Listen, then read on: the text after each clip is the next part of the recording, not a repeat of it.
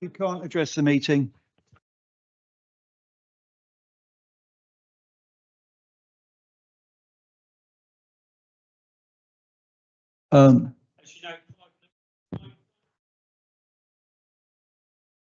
I'm sorry, you don't have the right to speak at this meeting, so either you sit down or you will be ushered out of the meeting. Either you sit down, either you sit down and stay quiet, or you will be ushered from the meeting. Would you sit down, please, or leave? Would you sit down, please, or leave?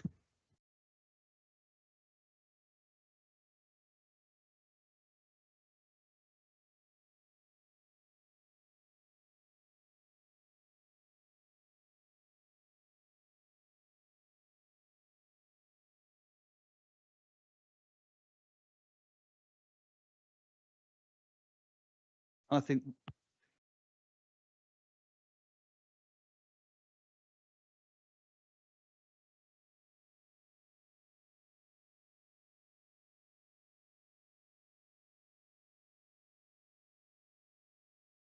and proceed. So I have a couple of practical issues to highlight. We have no fire drill planned tonight, so if there is a fire alarm, please make your way out in a calm and orderly fashion as guided by staff. People with mobility issues should gather in the foyer on the left-hand side as you leave the council chamber near to the balustrade where assistance will be provided. Toilets are at the far end of the corridors either side of the council chamber to the left and right as you leave. The meeting is being live streamed on the council's YouTube channel. Item 1, apologies. I've received no apologies. Item 2, are there any declarations of interest on any items on the agenda? Adam. Yes, on the item concerning the paternity leave motion, I should declare I work for Unison, one of the NJC recognised unions, but I don't represent local government workers here in Norfolk. Thank you, Adam. That's helpful. Item 3, public questions and petitions. We have received no public questions or petitions. Item 4, questions to Cabinet members. We've received one question from Councillor Stootley. Councillor Stootley, would you like to come forward and ask your supplementary question, please?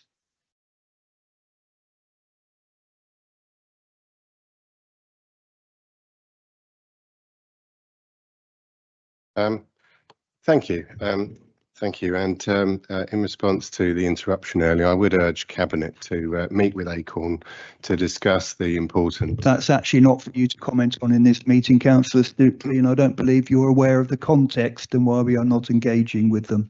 So I would hope you will carry, rather than trying to make political points out of a situation which is highly regrettable, would you please ask your supplementary question? Yes, I understand what you're saying, but I nevertheless wish to make that point. As for my question, I'm moving on. Can we make sure that's not minuted, please? You really do need to follow the Constitution and the standing orders, Councillor Stootley, if you want to be taken seriously. I am moving on to the question now. Thank you, Councillor Giles, for your response. I note the emphasis on defined scope and reasonableness within the planning condition.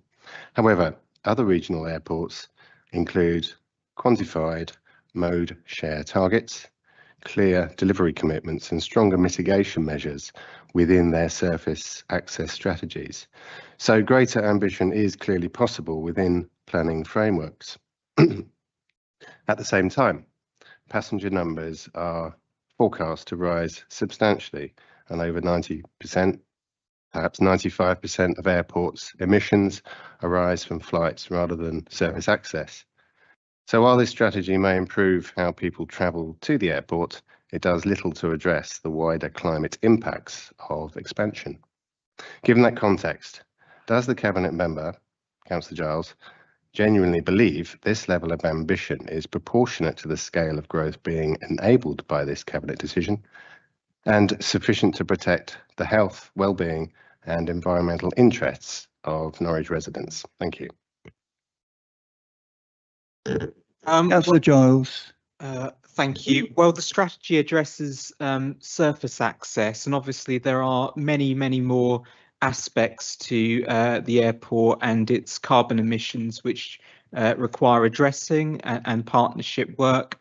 But this is specifically in relation to surface access and complying with their condition on the outline planning application for Imperial Park in relation to surface access. There is provision for the targets to be made more sustainable, to be made more ambitious over time, taking into account technological developments and what that enables. I'm conscious that there are other airports, particularly Bristol, which has gone further. Obviously, Bristol is a much larger airport with significantly more financial means, specifically in relation to the carbon and biodiversity offsetting fund that Bristol has introduced.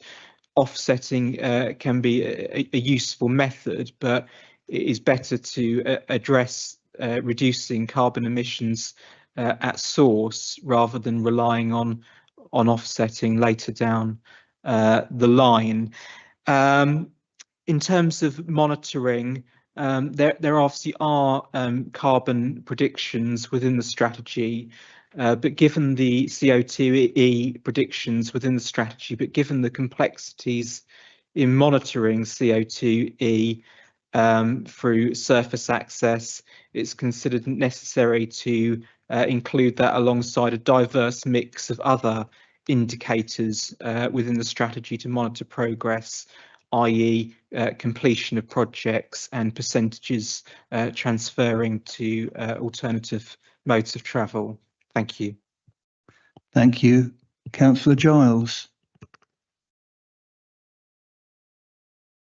I'll move on then to item 4, which is the minutes of the previous meeting, which was on the 14th of January 2026.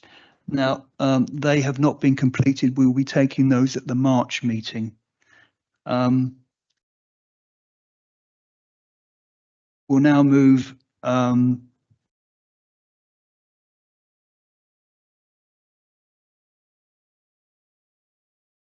so we're going to take the minutes of the 6th of January. Can we confirm that the minutes are an accurate record of the meeting held on the 6th of January? All those in favour, yes. That was unanimous. We now are going to move on to item 7. So I've been asked by Councillor Padder if we could move her item, which is item 7, up above item 6. I've agreed to do that using my discretion. So Councillor Padder, would you care to introduce this is motion 11B, enhanced paternity and adoption leave for council employees, which was referred to us by full council. Thanks very much. Yes, so I would like to reassure members that options are set out before full council in January will be presented to scrutiny committee for further reflection and robustness, including engagement with the relevant trade union bodies. So with that, I'd like to refer the item to scrutiny committee, please. Thank you. Thank you. Now, if Councillor Worley-Smith, as proposer of the motion, was here, he would have had 2 minutes to address the Cabinet, but he isn't. Do I have a seconder, please? Councillor Hampton. Does any Cabinet member wish to speak on the item? No. Okay. So do we put this straight to a vote? Mike. So we've got a question from group leaders that have been sent in advance. So Councillor Galvin, would you please ask your question? Thank you, Councillor Stannard. Well, I was hoping the motion could be taken forward by Cabinet and not stalled further, as Council had indicated, as you say, it's support. And there are many staff and their families, not to mention newborn babies and mothers who would benefit from this. Can you reassure me, this is to Councillor Padder, that you are putting their needs first by pushing it onwards into scrutiny like this? I can reassure you that members will have the opportunity to scrutinise this item, add value by reflecting on the evidence presented to them, and I think further engage relevant trade union bodies. Thanks.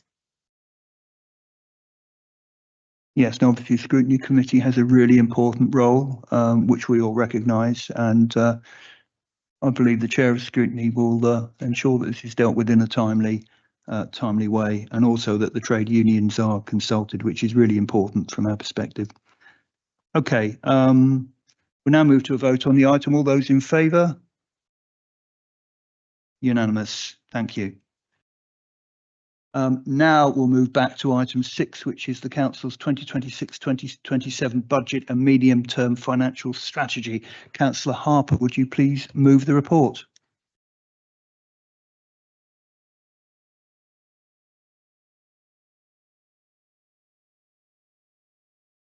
Apologies, too many things to look at and think about. So we have got a few slides up on the screen. I don't intend to particularly dwell on these, but I just wanted to remind colleagues of context. I think we can go on to the next slide. So as has been very well rehearsed, we've talked about this at many forums. This is a year of major change, and unlike any of our previous financial years, or indeed any previous budget setting exercise, certainly that any of us have been involved in, it is the final full year budget before local government reorganisation, and there is a huge amount of complexity, including uncertainty around costs, system alignment. There's governance designed to be considered, workforce transition, and some major one-off costs, and obviously decisions about strategic priorities to be taken. At the same time, demand continues to rise, and inflation continues, and interest rate costs also continue to vary. So our strategy is really about balancing today's pressures with tomorrow's priorities, and continuing to protect services as we move towards a unitary future. The main budget areas for consideration, as ever, are the general funds, housing revenue account, and capital expenditure that we will need to consider, and that is what is set out in the both in this paper, and I think we're going to have a few slides that just highlight. I've asked Leonie just to share those slides that just sort of highlight some of the big numbers, just for reference as I present this paper. So I want to thank the Scrutiny Committee for the work they've already done on considering the budget, and I want to note their recommendations, and I think we'll feed those recommendations into the budget process as appropriate, and as we consider the live budget. But I'm pleased to be able to propose the Council's 2026-27 budget and medium-term financial strategy. As I said, this budget has been developed in the context of sustained financial pressure for local government, ongoing demand for our services, and continued uncertainty over the costs of local government reorganisation. Despite that, we're presenting a balanced and responsible budget that protects our core services, invests in our priorities and the priorities that residents have articulated, and maintains the long-term financial resilience of this council for the remaining time that it exists. The budget provides for £1 million worth of contingency to cover the costs of local government reorganisation, and I know there's a question coming on that later. For the general fund, we're setting a net revenue budget requirement of 24.25 million for 2026-27. This budget incorporates the necessary savings and investment proposals set out in the report and enables us to maintain service delivery across all wards while planning responsibly for the period through to the period for which remains this organisation. We're proposing a 2.99% increase in our element of council tax, and for a Band D property, this will set our share at £315.26 per year. This is a measured and proportionate increase that reflects the financial realities that we face while remaining mindful of pressures on residents. We're maintaining a prudent minimum level of general fund reserves at £5.5 million. In doing so, and in noting the Section 25 assurance from our Chief Financial Officer, we're confirming that this budget is robust, that our estimates are sound, and that we are appropriately managing financial risk. In the housing revenue account, we're proposing a gross expenditure of 78 million and a gross income of 80.4 million. And that's in line with the government's rent standard. We propose a 4.8% increase in dwelling rents, resulting in an average weekly increase of £4.80 for Norwich social housing tenants. We don't take this lightly, but this increase is necessary to ensure that we can continue to invest in the safety, quality and sustainability of our housing stock, as well as continue to bring new stock into supply, and we will also maintain HRO reserves at a prudent minimum of £4.85 million, just shy of £4.85 million. Our capital programme is ambitious but responsible. We're proposing a general fund capital programme of £22.4 million in 2026-27. and 57.5 million over 5 years. Alongside this, our HRA capital programme totals 67.5 million in 2026-27 and 226 million over 5 years.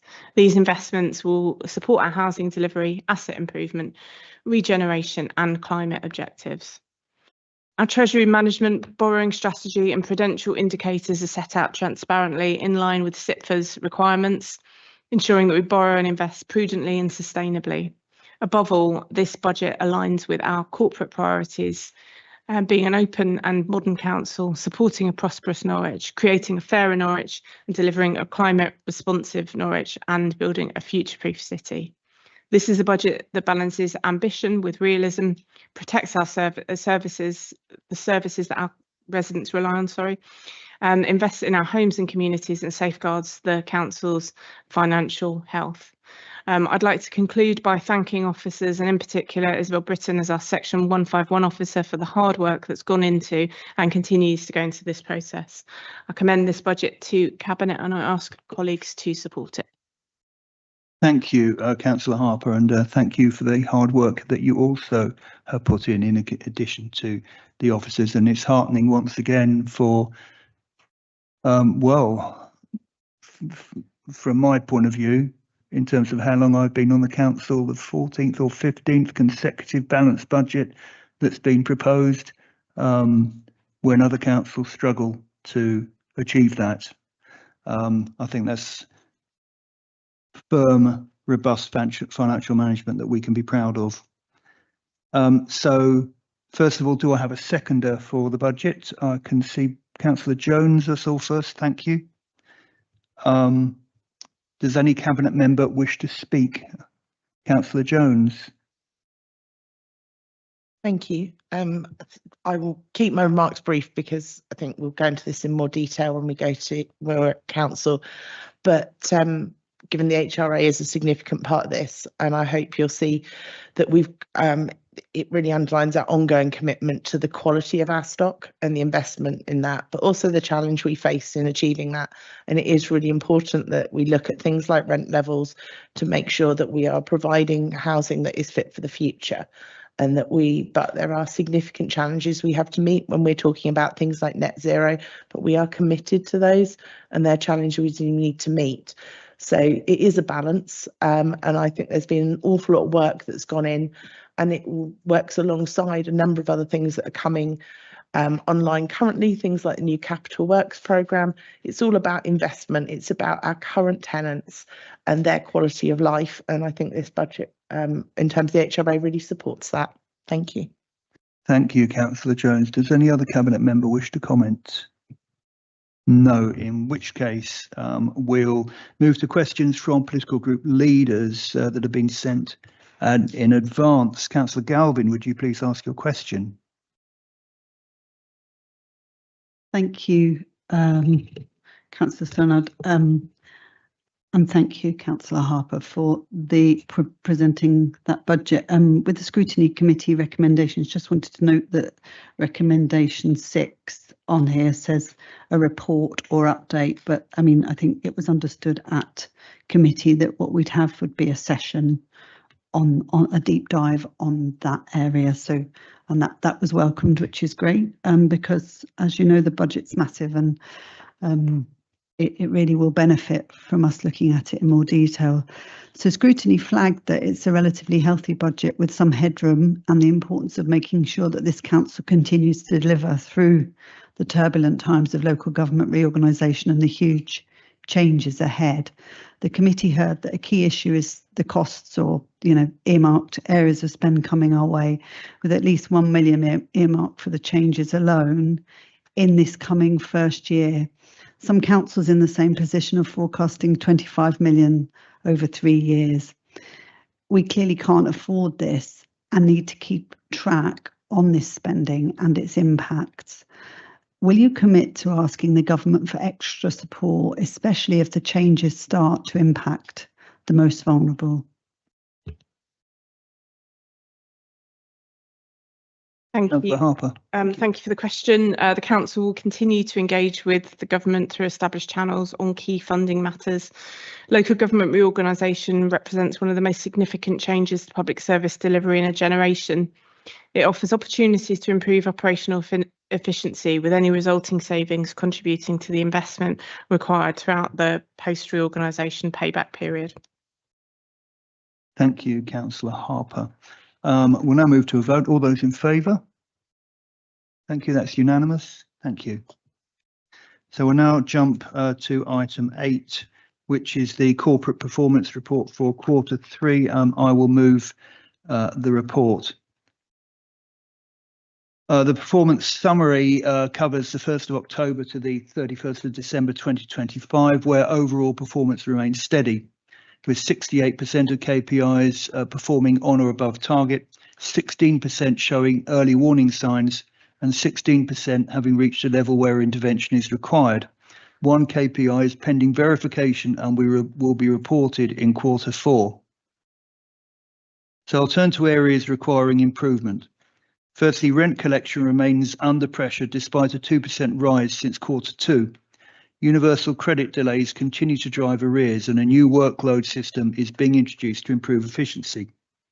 Relet times have increased to 51 days, primarily due to the transition to a new fire safety doors contractor. This issue has been resolved and not expected to recur. Temporary accommodation demand mirrors national trends, requiring ongoing intensive management and careful use of targeted funding. And now looking at performance improvements. Housing benefit processing remains strong at 20.9 days, meeting the 21-day target. Warm homes.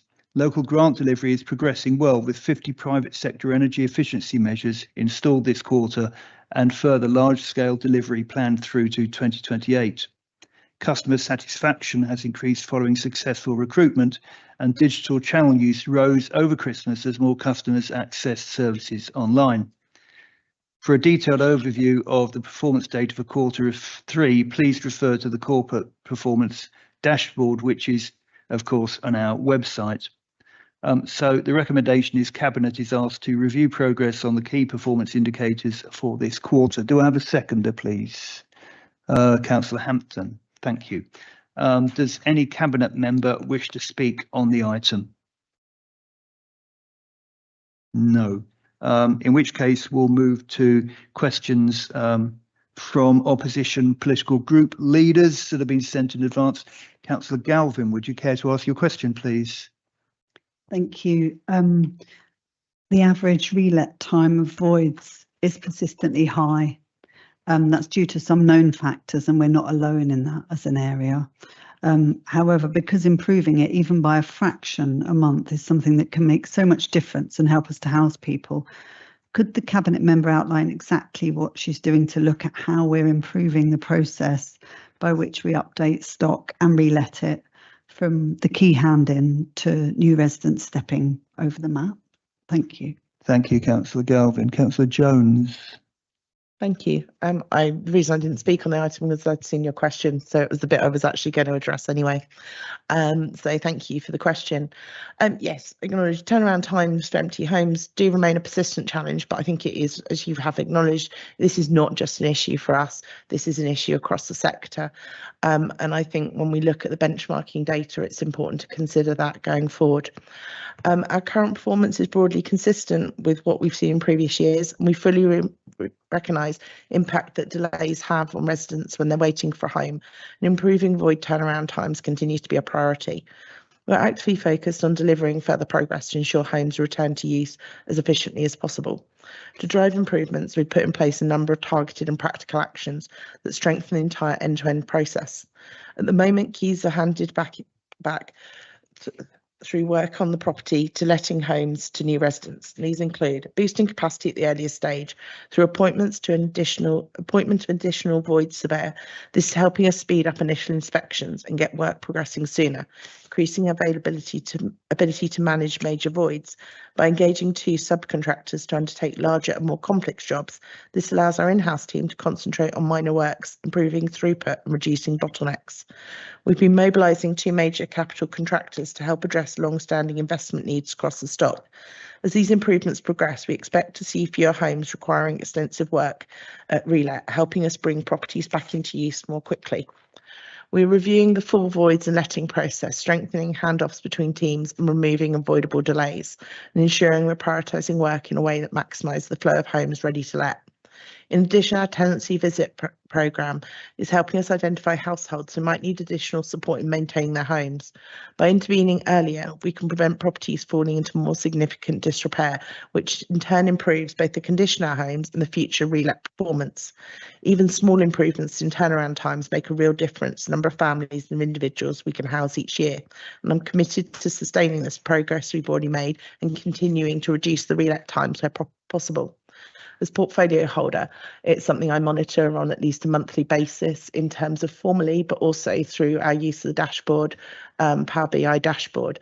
And it's something that we discuss in detail at my portfolio holder briefings in terms of understanding the different stages of the process, both in-house and what sits within NCSL, and exploring. It's often an area of deep discussion of exploring different areas when we might have small wins, and understanding what it is at different times create challenges, and that can vary in terms of what properties are handed back to us as to what the challenges are we face in completing those.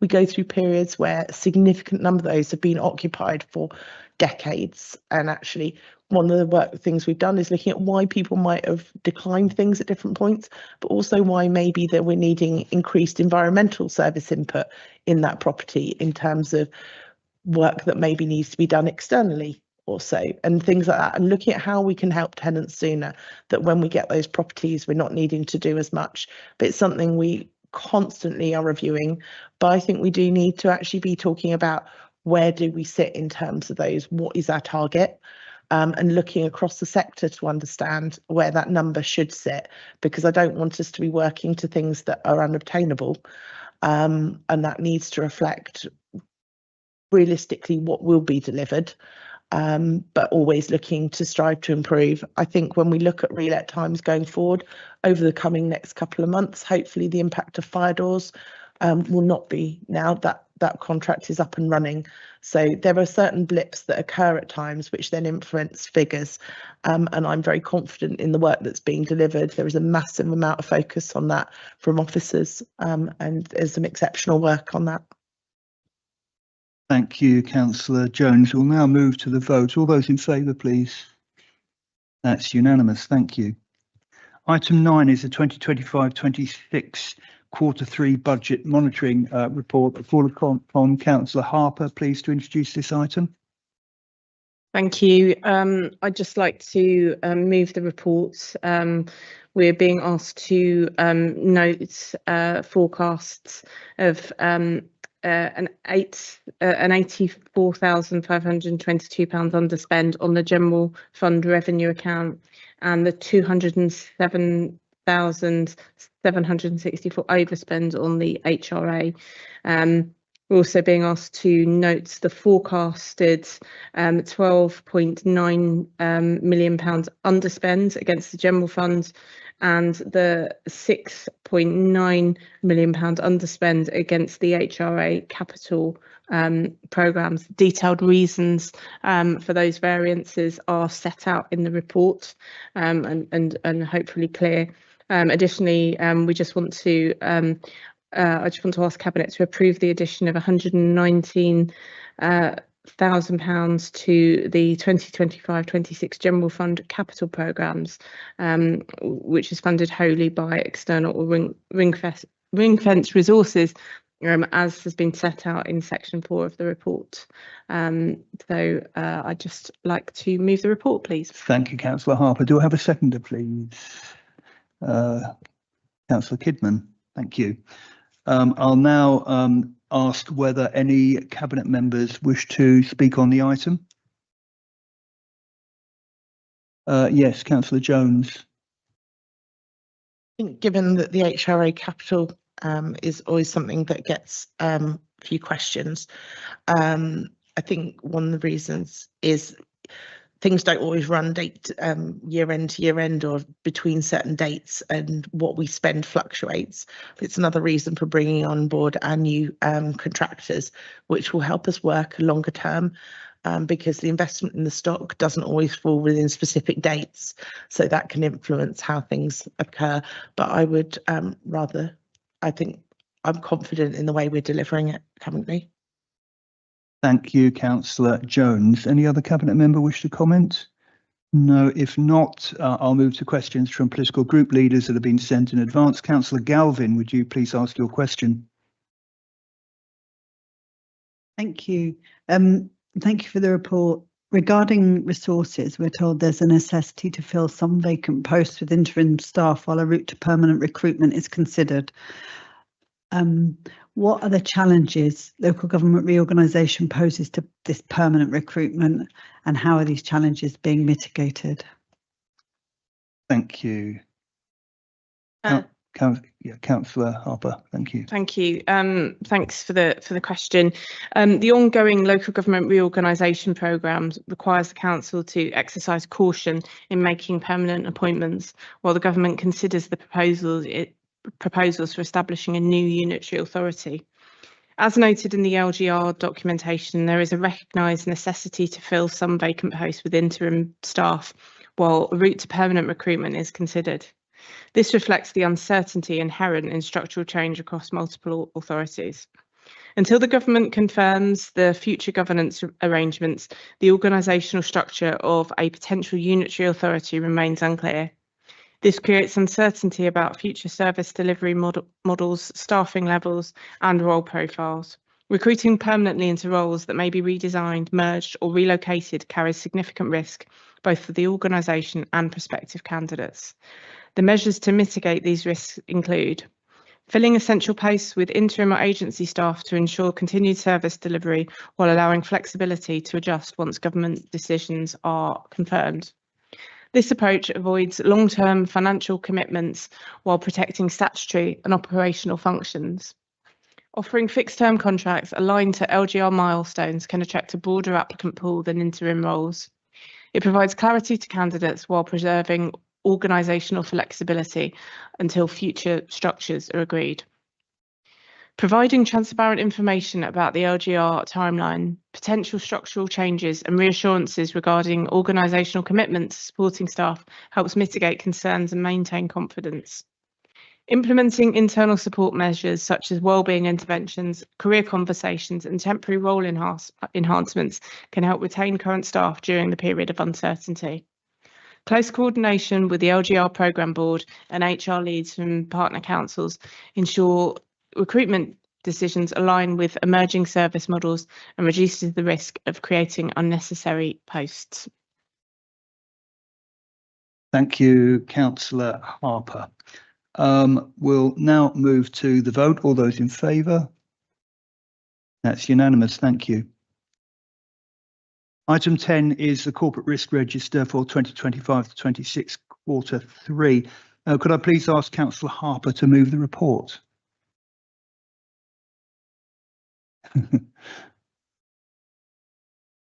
You'll all be pleased to know this is the last you'll hear from me this evening. This report provides an update on the Council's corporate risk register as at the end of quarter 3 of the financial year 2025-26. The report recommendation asks Cabinet to note the identified risks and direction of travel for each risk. Corporate risk register is shown at Appendix A with a separate report included on the exempt agenda. The position at the end of quarter 2 for financial year 2025-26 was reported to Cabinet in November. The Council has updated its risk management strategy. The risk management strategy was presented to Audit Committee on the 17th of June 2025 and approved by Cabinet on the 10th of September 2025. The new risk strategy has been used for the quarter 3 update and includes a refresh of the risk scoring, a new risk template, and for the first time, a risk appetite guide score for each risk. During quarter 3, heads of service and other risk owners have reviewed all risks and risk registers, and the key changes to the corporate risk register are detailed in paragraph 7 in the covering report. Additionally, paragraph 10 provides details of the 3 risks where the current target risk is outside of the government's risk appetite guide score. There have not been any significant changes in the Council's overall risk profile at the end of this quarter. The environment in which the Council operates remains relatively high risk, as the financial environment is challenging both in terms of the economic and funding position. As a result, the corporate risk register will continue to be monitored and progress reported to Cabinet. Thank you, Councillor Harper. Do I have a seconder, please? Councillor Padder, thank you. Does any Cabinet member wish to speak on the above the line report? No, in which case I'll move to questions from political leaders that have been sent in advance. Councillor Galvin, would you please ask your question? Thank you for the report, and thank you for the risk columns as well. They're very useful. Corp 38 is the devolution and local government reorganisation risk, a new one. And given the huge impacts, costs and risks, it's good it's included. But I'd like to ask, what exactly is this risk measuring, and how do financial pressures form part of corporate risks considered when calculating the metric? Thank you for the question. Not quite the last you'll hear from me. Got to answer this as well. The new risk strategy was rolled out to risk owners during quarter 3 of the 2025-26 financial year. The risk strategy includes a risk template to help risk owners better describe a risk and score it using an if, then, resulting in method. Corp 38 is measuring Norwich City Council's work to ensure a smooth transition into whatever new authority is established, ensuring through the transition process that statutory services continue to be delivered and that our communities receive a good standard of service, while balancing this with the work needed to ensure we contribute positively to the creation of the new authority or authorities. This means that the risk focuses on multiple areas around budgets, planning, resourcing, working in partnership across Norfolk, governance and communications, and most importantly, our staff. Financial pressures will be considered when assessing our risk appetite in accordance with the new risk strategy, as well as in evaluating current risk levels. The risk will be reviewed regularly and interventions will be made if the risk score is not deemed acceptable. Thank you, Councillor Harper. Now, before we proceed, I need to ask, does any Cabinet member wish to speak on the exempt appendix? No, we have no question on the exempt appendix, so we can move straight to the vote. All those in favour? That's unanimous. Thank you. Item 11 is the Homelessness and Rough Sleeping Strategy 2026 to 2031. And Councillor Harper, you have a rest now, I'm pleased to say, after working very hard. Is Councillor Jones picking up the baton? Thank you. So we have, as a council, we have a statutory duty to update our homelessness strategy every 5 years. This strategy is bringing together and updates the previous Greater Norwich homelessness strategy that ran from 2020 to 2025 and the Norwich Rough Sleeper strategy that runs from 2022 to 27. And the aim is to create a comprehensive joined up approach to reduce the threat of homelessness within Norwich. It's important that we acknowledge that homelessness extends beyond rough sleeping and can affect everyone. With the rising cost of living, including significant costs of rent in the private rented sector, these have increased housing insecurity in Norwich as it has across the country, with more households needing council support. At the same time, there's a national shortage of affordable and social housing, combined with changing and more complex support needs, continuing to drive homelessness. This strategy sets out a renewed and prevention-focused approach, aligned with government's national plan to end homelessness, bringing together best practice to inform our approach. It's defining our overall vision and strategic ambitions for preventing and relieving homelessness and rough sleeping, which are set out in full in the strategy. The headline priorities are to work with partners to end rough sleeping, support access to appropriate accommodation, prevent homelessness at the earliest opportunity, and develop and sustain partnerships to support our residents. Alongside the strategy, there is an action plan to support it, and this sets out a range of clear, measurable actions that link to each priority. This will guide our work over the next 5 years, and we need to ensure that we continue to deliver this support to our residents as the unitary process progresses. The actions will be reviewed and they will be updated annually to make sure our progress stays on track and that any problems or barriers identified and where possible addressed. I commend this report to you. Thank you. Thank you, Councillor Jones. Do I have a seconder, please? Councillor Kidman, thank you. Does any Cabinet member wish to speak on the item? No, in which case I'll move on to questions from political group leaders. Councillor Galvin, would you please ask your question? Thank you for the updated strategy. Homelessness continues to be a huge and growing challenge, and thanks are due to all the teams who work to help in this area. Could you explain a bit more about how key delivery partnerships in the city, for example, NGOs and providers, will be involved in ongoing monitoring and evaluation of the strategy, please? Thank you, Councillor Galvin. Councillor Jones, would you give your response, please? Thank you for the question. So I do recognise that homelessness and rough sleeping is a complex issue that cannot be addressed by the local authority in isolation. In Norwich, we are fortunate to have such a wide range of organisations and charities working alongside us to support some of our most vulnerable residents. Within the action plan that accompanies this strategy, delivery partners are identified alongside the NCC housing team, setting out clear accountability for each action. The action plan will be reviewed, reported on, updated annually to ensure it remains relevant and that accountability is maintained.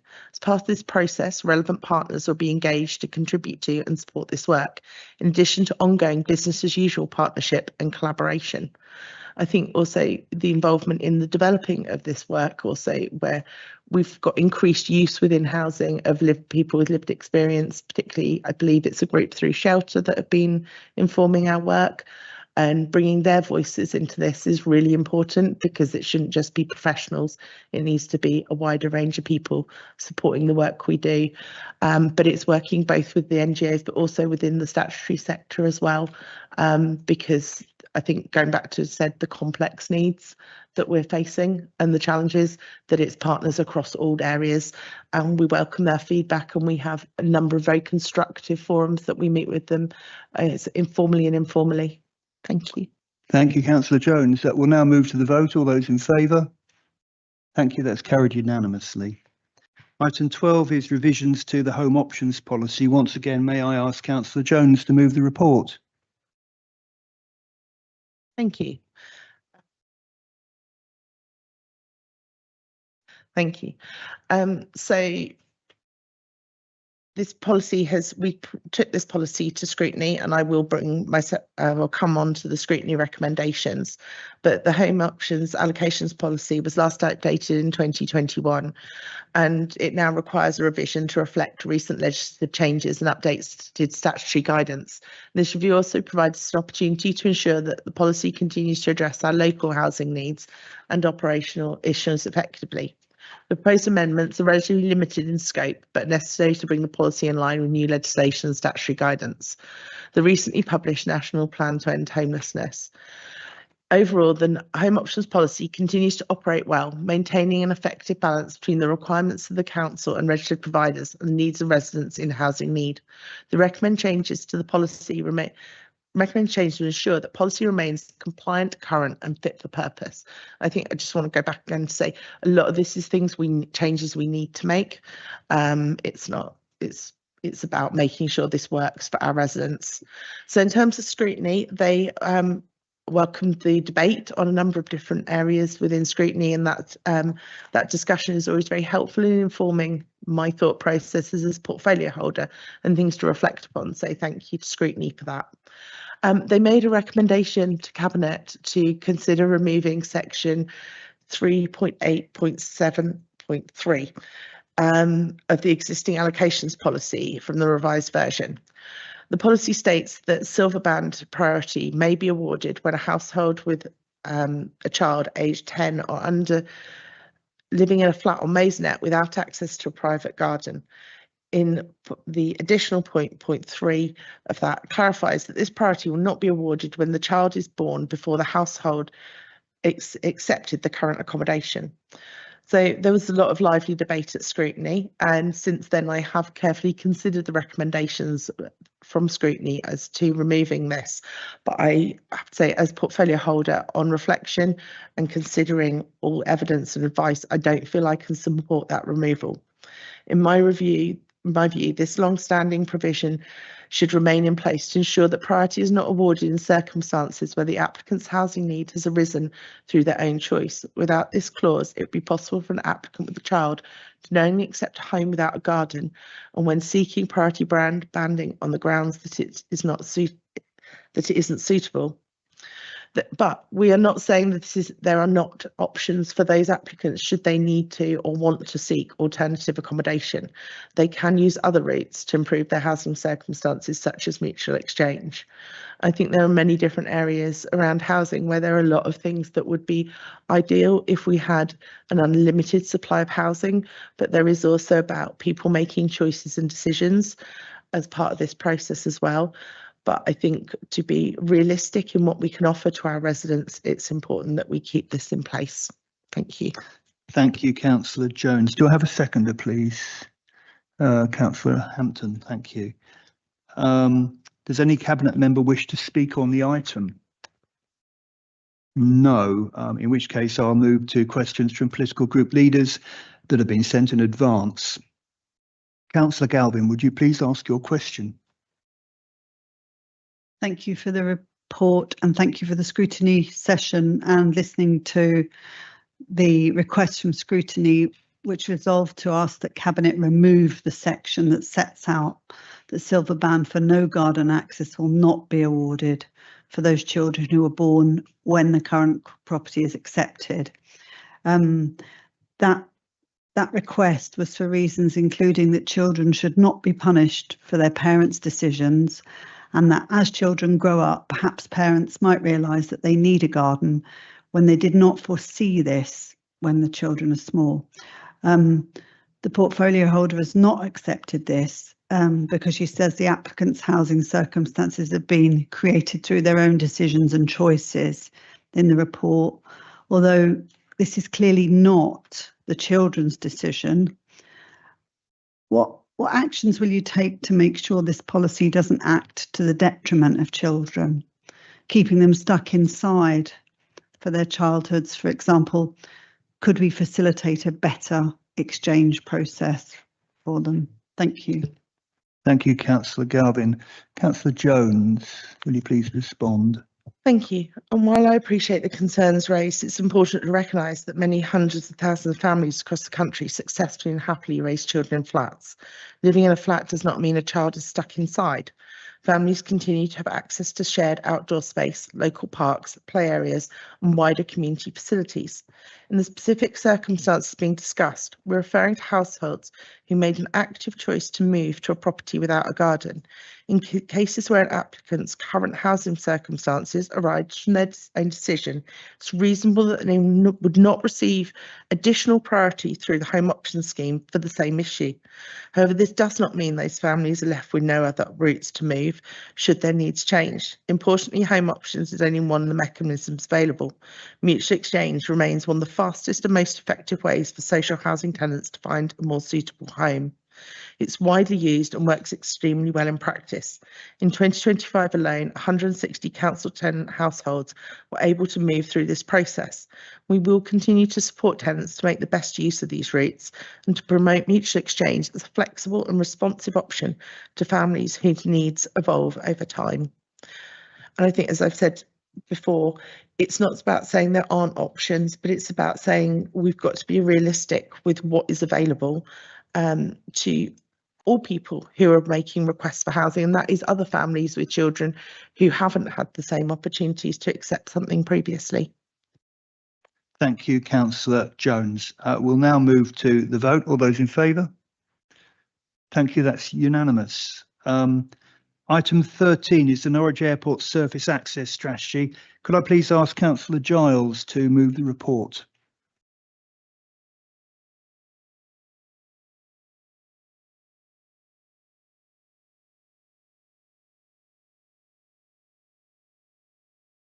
Many thanks. So this report presents Norwich Airport Limited Surface Access Strategy. The surface access strategy covers all land within the airport's operational boundary. It sets out targets and measures to enhance sustainability of surface access for both airport staff and passengers, and also all current and future tenanted businesses. The production of the surface access strategy was a requirement under the Norwich Airport Master Plan, which was adopted in 2019, and a condition on the outline planning consent granted in 2023 for the proposed Imperial Park development. The Imperial Park outline planning consent granted outline permission for 60,000 square metres of aviation-related uses and 30,000 square metres of general employment uses.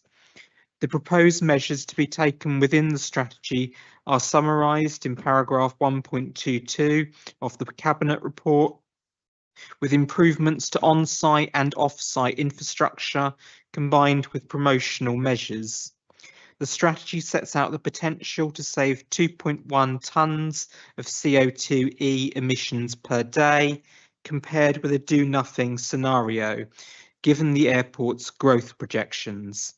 Figure 7 in the Cabinet report sets out the positive benefits of the City Council working in partnership with the airport and their consultants on production of the strategy. For example, the target for short-term airport passengers travelling by sustainable modes by 2030 has risen from 0.8% to 9.2%, and the target for short-term tenant staff travelling by sustainable modes by 2030 has risen from 1.1% to 12.7%. I think this illustrates the benefits of Norwich City Council continuing to take a partnership approach to working with Norwich Airport Limited. Paragraph 1.23 of the Cabinet report provides Cabinet's response to recommendations from the Council's Sustainable Development Panel. Further discussions with Norwich Airport Limited have not led to some of the more ambitious proposals emanating from this being incorporated. While it is considered that the strategy is sufficient to meet the condition on the Imperial Park outline planning consent, the strategy will remain a live document and could be made more ambitious over time, taking into account technological developments. While some of the proposals are outside the specific scope of a surface access strategy, they form part of the soft power the Council can exert as an influencing partner on the airport's journey to decarbonisation. Amendments made to the strategy since it went to SDP have committed the airport to more transparent monitoring, with a commitment for annual monitoring reports and meeting papers and minutes of the Airport Transport Working Group to be made publicly available on their website. It should be further noted that the airport is looking at installing solar panels. Due to the practical challenges in accurately measuring precise CO2e emissions from surface access, as I said earlier, it remains considered desirable that the CO2e predictions set out in the strategy are accompanied by a diverse mix of other targets covering modal shift and project completions. While full integration between flight times and bus times is not considered feasible, given how variable the former are across the year and indeed across the week, further discussions will take place to see that bus timetabling more broadly reflects shift patterns and when airport demand is likely to be highest. We are making two amendments to the recommendations. We are recommending that Cabinet endorses the surface access strategy, fulfilling our national and local obligations as a planning authority and allowing Norwich Airport to progress when possible with the Imperial Park development, opening up opportunities for significant economic growth and job creation for Norwich's residents. However, we are making the endorsement subject to two conditions. Firstly, that they undertake an equality impact assessment, which is distributed to all partner authorities. And secondly, that the annual monitoring report is reported annually to the Joint Norwich Airport Consultative Committee, to which all partner authorities elect councillors to and meets quarterly to monitor matters relating to the airport. Thank you. Thank you, Councillor Giles. Do I have a seconder, please? Councillor Kidman, thank you. Does any Cabinet member wish to speak on this item? No, in which case I'll move to questions from political group leaders that have been sent in advance. Councillor Galvin, would you please ask your question? You can answer it as well if you like. Thank you. How does the Norwich Airport Surface Access Strategy actively commit to reducing carbon emissions and private car dependency rather than merely accommodating forecast growth in airport activity, including, for example, through the use of binding modal shift targets for public transport, walking and cycling for both staff and passengers, and enforcement mechanisms that will apply if airport growth results in increased overall surface transport emissions? Councillor Giles. Endorsing the surface access strategy will enable the council to commit the airport and its tenant businesses to implement the broad range of measures set out within it. The targets for sustainable transport have increased significantly compared with those initially proposed, following concerns from our side that targets for passengers and staff were not ambitious enough and there was greater scope for modal shift. The strategy does now contain precise and ambitious commitments from the airport, which can, upon endorsement by the councils, be used as a positive baseline position to move forward from, which is a much improved position from where we are now. Without the strategy, if the existing mode share remained unchanged, an additional 2 tonnes of carbon dioxide equivalent CO2e emissions would be generated each day by growth at the airport through additional staff and passenger trips. If the targets set out within this strategy are realised, it could potentially save 2.1 tonnes of CO2e emissions per day, meaning that the CO2e emissions per day would be lower than the 2022 base. This represents a reduction in carbon emissions compared to those in 2022. This would mean that implementation would result in a decrease in CO2e emissions as a result of airport growth. Monitoring will of course be key, with the strategy being monitored on an annual basis, and with obviously inserting additional condition to our endorsement. Targets may well need to be revised depending on the growth of the airport. However, the airport's growth forecasts are of course behind schedule currently, given what happened with the COVID pandemic. This will allow more ambitious targets to be agreed as the airport continues to grow, allowing the strategy to eliminate the surface transport related impact of this growth. Thank you. Thank you, Councillor Giles, for your answer. We'll now move to the vote. All those in favour? That's unanimous. Thank you. Item 14 is the Greater Norwich 5-year infrastructure investment plan. I will move the report. The plan is prepared to provide a longer-term strategic context for infrastructure decision-making, as well as eliminating the need to approve individual projects at partner cabinets more than once a year in the absence of recommendations for substantial changes to the programme. The projects identified within the plan are those currently considered to be a priority for delivery to assist in achieving the economic growth targets set out in the Greater Norwich Local Plan and the Greater Norwich City Deal. One of the key strands of the City Deal was the delivery of an infrastructure programme facilitated by a pooled funding arrangement between the authorities.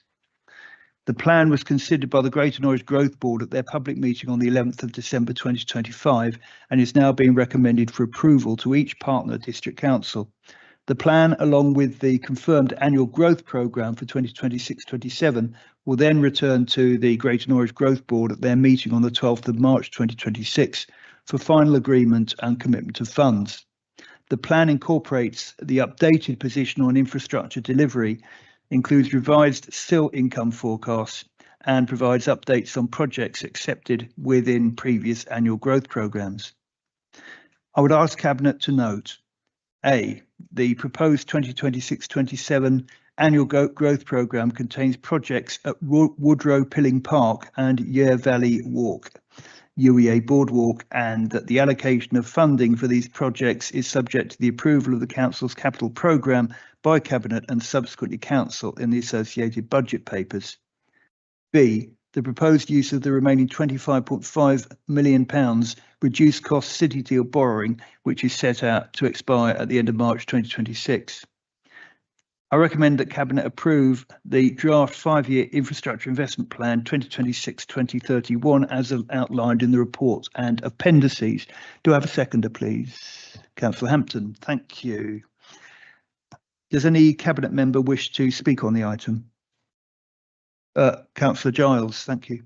I will shamelessly welcome the investment going into Pilling Park. It's great to see. We had a Pride in Place network meeting at Pilling Park Community Centre, which me and Claire were at on Saturday. 45 residents there, and wow, you know, there's fantastic opportunities for the area. But it's good to see this investment coming into Pilling Park in the short term. Indeed, I see we've had emails about it during the meeting that me and Claire will need to respond to. So. Good, thank you very much, Councillor Giles. Does any other Cabinet member wish to speak? If not, I'll move to questions from political group leaders that have been sent in advance. So, Councillor Galvin, would you please ask your question?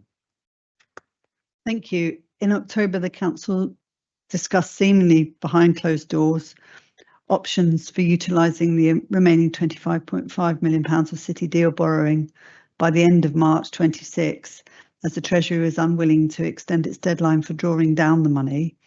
None of the 3 district councils have got projects on which to spend the money, despite the end date being known about since 2014. As a result, the proposal is to agree a key decision to allow Norfolk County Council to utilise the remaining £18.5 million of borrowing flexibly within their borrowing requirements. To date, the City Deal borrowing spend has gone on environmentally damaging improvements to the road network. Please will the leader detail exactly how he will ensure that the remaining monies will be spent on infrastructure projects which benefit the environment and the large number of city residents living in deprivation? Thank you, Councillor Galvin. I'll respond.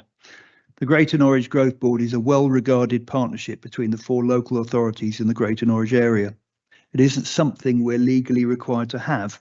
The councils choose to work together so we can plan and deliver the infrastructure needed for growth in a coordinated, transparent way.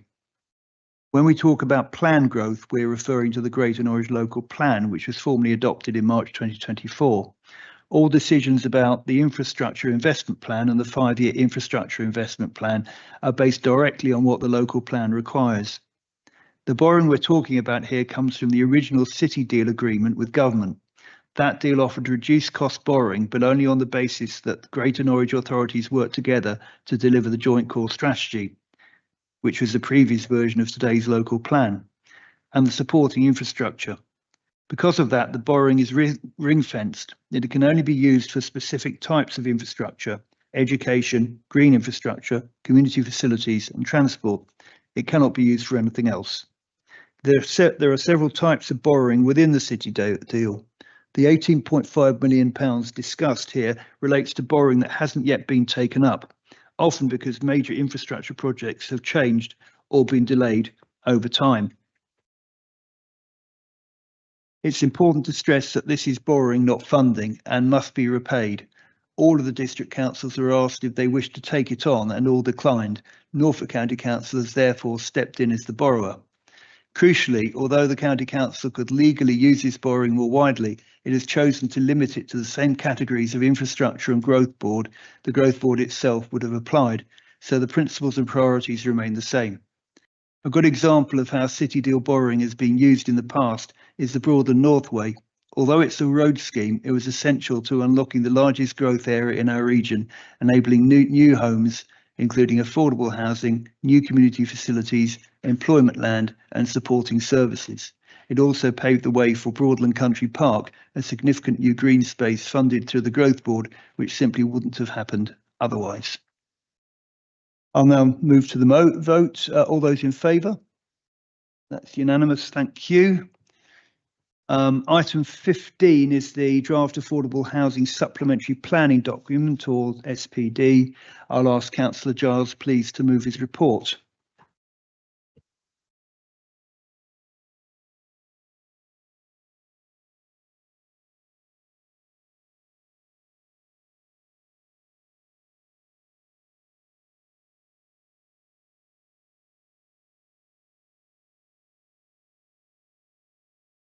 Thank you.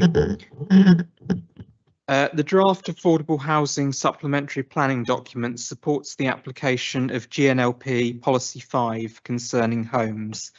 Policy 5 provides that 33% of homes delivered should be affordable, with a 28% requirement for the city centre and lower requirements where specific exemptions apply.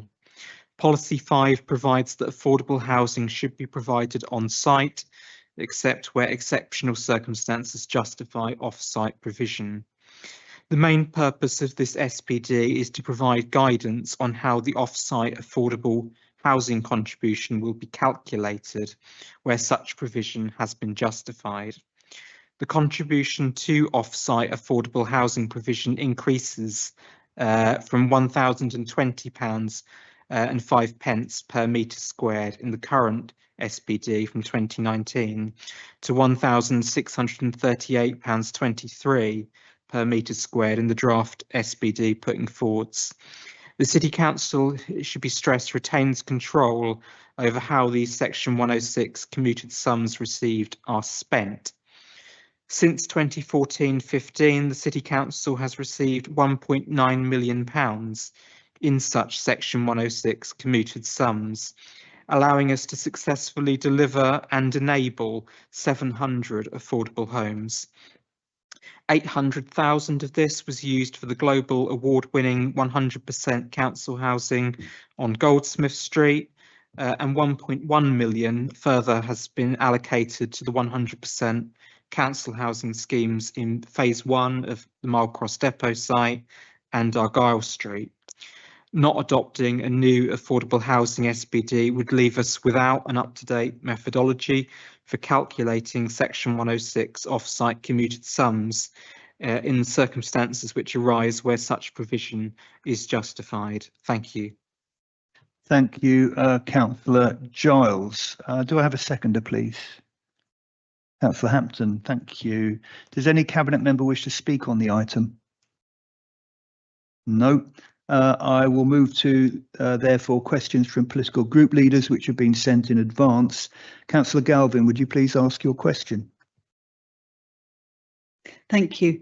Given the deepening affordability and climate emergency, it's disappointing that the draft Affordable Housing SPD continues to prioritise viability, flexibility for developers over firm, non-negotiable delivery of genuinely affordable low-carbon homes. Will Cabinet commit to strengthening the SPD so that social rent, zero carbon standards and long-term affordability are treated as core planning requirements rather than optional outcomes subject to negotiation? Thank you, Councillor Galvin. Councillor Giles, would you please give your response? Thank you. Obviously, the purpose of supplementary planning documents, which shouldn't be lost, is to clarify the implementation of policy. SPDs by themselves aren't able to set new policy, so they must accord with the GNLP, our local plan, and they must accord with national policy, of course, as well. All development proposals coming forward should be fully policy compliant. However, it can be demonstrated for a full viability assessment independently verified that it is not possible in some circumstances. Whilst the role for viability assessment is primarily at the plan making stage, both the national PPG, planning policy guidance, and policy 5 of the local plan include the provision for viability testing at the planning application stage to reflect case-by-case differences, and obviously we do experience those in particular on those brownfield sites in the city centre, and differences over time. It is up to the applicant to demonstrate robustly whether particular circumstances justify the need for a viability assessment. Policy 2 of the GNLP seeks to ensure that development proposals have low levels of energy consumption.